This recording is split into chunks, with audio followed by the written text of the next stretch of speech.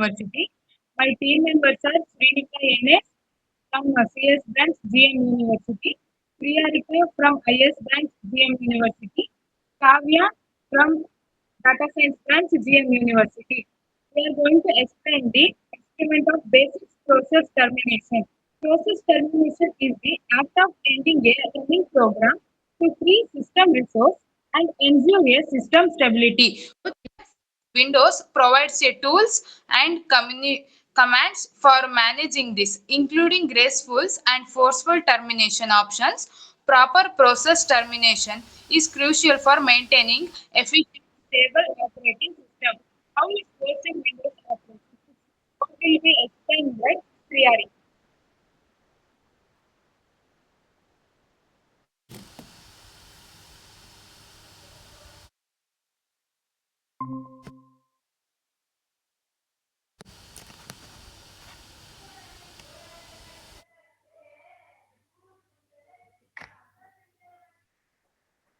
I'm Shriyarika from Information Science branch. I'm explaining Windows code. There are two library functions used in this Windows code.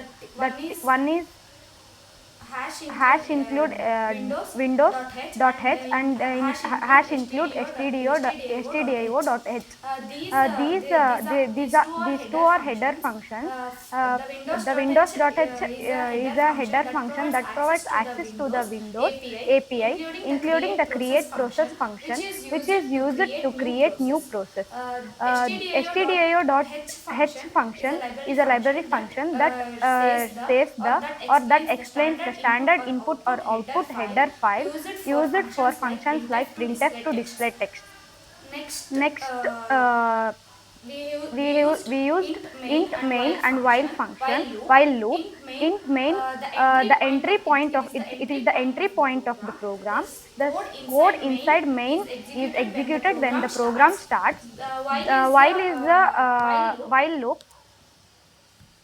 while loop starts, it creates an infinite loop to repeatedly execute the code block inside it until the program is manually stopped or terminated. Uh, Startup info si is a declaring variables. There are two declaring variables. Startup info si, these two are startup info si and process information pi. Startup info si structure that defines how the new process should appear when created. It includes details like the window size, position, appearance, etc. Process information pi structure used to receive information about the newly created process, such as its process IDs, that and thread handle.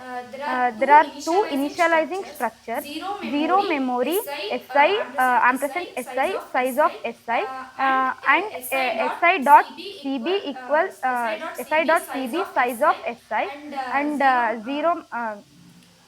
and zero memory ampersand pi size of pi.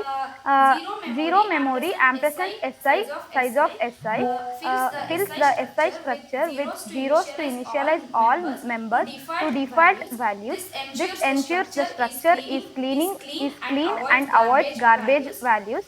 Si.cb size of si sets the cb member of the startup info structure to its own size in bytes. This is required by the create process function to work properly. Zero memory ampersand pi size of pi similarly initializes the pi structure to zero, ensuring no uninitialized memory. Next, the creating process is explained by Kavya. Uh, Over to Kavya. Now I am going to explain from the if condition. If of create process null child program.exe null false 0 null ampersand si and ampersand pi. This calls create this calls create process to create a new process. The parameters are as follows: null, the name of the executable to run. Null specifies using the first argument. The next one, child program.exe. Child program.exe, the name of the executable to run as the child process. It is assumed that childprogram.exe exists and accessible from the current directory. Null pointed to command line arguments, which is null here, meaning no arguments are passed to the program. Next null explains about the pointer to security attributes. It is null here, meaning the default security attributes will be used. False specifies whether the child process should inherit handles from the parent process. False means it won't inherit any handles. Now, 0 specifies flags to control the creation process. 0 means no special behavior. Next, null. Null explains the points to an environment blocks that the child process will use. Since it's null, it uses the current environment of the parent process. Next, null explains the point to the current directory for the child process. Since it's null, the child process will use the same directory as the parent process. Next, ampersand SI. It explains about a pointer to the startup info structure, which tells the child process how to set up its window. And ampersand PI explains a pointer to the process information structure, which will be filled with information about the newly created process, including the process ID. The create process function returns true if successful, otherwise it returns false. It negates the result, meaning the if block will execute if the process creation fails. Next, print of create process failed percentage of LD by n gets last error. The create process function returns true if successful, otherwise it returns false. Printf of create process failed. It creates create process failed. This line prints the error message to the console using get lost error to get the last error code returned by the system. The get last error function provides the error code related to why the process creation failed. Return 1. If create process fails, the program returns 1, which typically indicates an error occurred. The program then terminates at this point. Printf of child process PID percentage of d by n pi dot dw process id. If create process is successful, this line prints the PID process ID of the newly created child process. The PID is stored in the DW process ID field of the process information structure of PI. Close handle pi.h process. This line closes the handle to the newly created child process. It's necessarily to clean up systems resources each time a process or thread is created. Handles are returned and then these must be closed after they are no longer needed to prevent resource leaks. Close handle of pi.h thread. Similarly, this line closes the handle to the primary thread of the newly created child process. The thread handle must also be closed after it's no longer needed to free system resources. This closes the while loop. The loop continues to spawn child process infinitely. Return 0. This line is part of the main function. It specifies that the program has executed successfully if it ever reaches this point, which in this case won't happen due to the infinite loop. A return value of 0 generally indicates the success. The output of the program create process failed 2. Next will be continued by Purnima. I am explaining the Linux code. Linux code demonstrates the process creation and termination using the fork system call. The top four lines are the header lines. First, include stdio.h. It includes standard input or output function like a printf. Next, second one, include unistd.h. It provides a access to the POSIX API including fork and get PID. Next, the third one, include system types.h. It defines the data types like a PID underscore T. Include stdlib.h. This header files includes the functions like a exit. These header files are required for the process management like a fork, process ID retrieval, get PID, and the general functionality like a input and memory management. Next one, the int main. The main function starts from here. We using a while loop. While loop means infinite loop to continuously create a child process. PID underscore TPID equals to fork. It's to create a new process. Main is the entry point of the program. Next, the while loop ensures that program repeatedly tries to create a child process. If PID underscore T PID equals fork is the key line that creates a new process, the fork functions.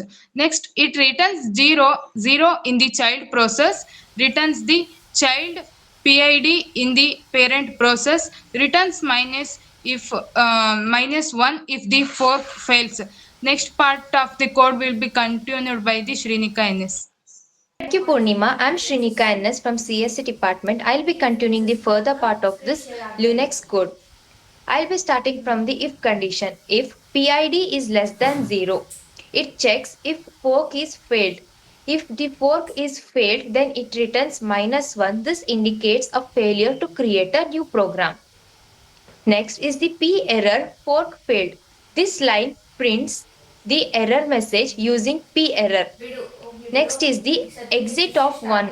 This line terminates the program with a non-zero exit status, that is 1, to indicate an error.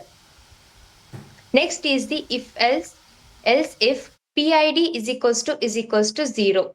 If if condition is fails to execute, then else if condition executes. Basically, this line executes in the child process, and also this is executed when a fork is successfully executed and it returns 0. This indicates that the child process. Next is the printf child process PID percentage of n get PID. This line prints the process ID of child process, and also get PID is used to return the process ID of the calling process. Next is the exit of 0. This line terminates the child process immediately with a 0 exit status, indicating that this line has successfully executed. The while one loop continues in the prepared process, creating more child processes. Finally, return 0. Although unreasonable because of the infinite loop, this ensures that the program would return 0, that is, if the program is success, if the loop were ever existed. This is the code of the Linux, and I'll be concluding our basic process termination topic with exit our experiment, that is basic process termination. In this process, we observe the basic process creation and termination in both Linux and Windows environment. In Linux, the fork system was called to create a child process. Each child process immediately printed its process ID and then exited with exit of 0. The parent process, however, continues to create a new process child indefinitely. This demonstrates the use of fork for process creation and the importance of proper process termination to avoid creation of processes.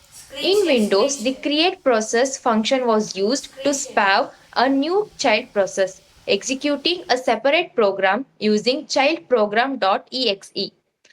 Each child process also printed its PID before exiting.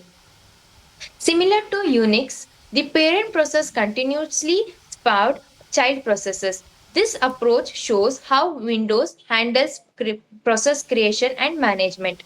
In both the systems, the child processes were created and terminated correctly, ensuring that resources were freed and preventing potential issues such as resource leakage. The key differences lies in the both the methods used for creating processes. In Linux, we used fork, and in Windows, we used create process. This experiment emphasizes the fundamental concepts of process creation, termination, and the importance of managing child processes efficiently in both operating systems. Thank you so much. This was our topic. And also, we would like to thank Dr. Shivanagowda GM sir for giving this beautiful opportunity to learn new and creative ideas.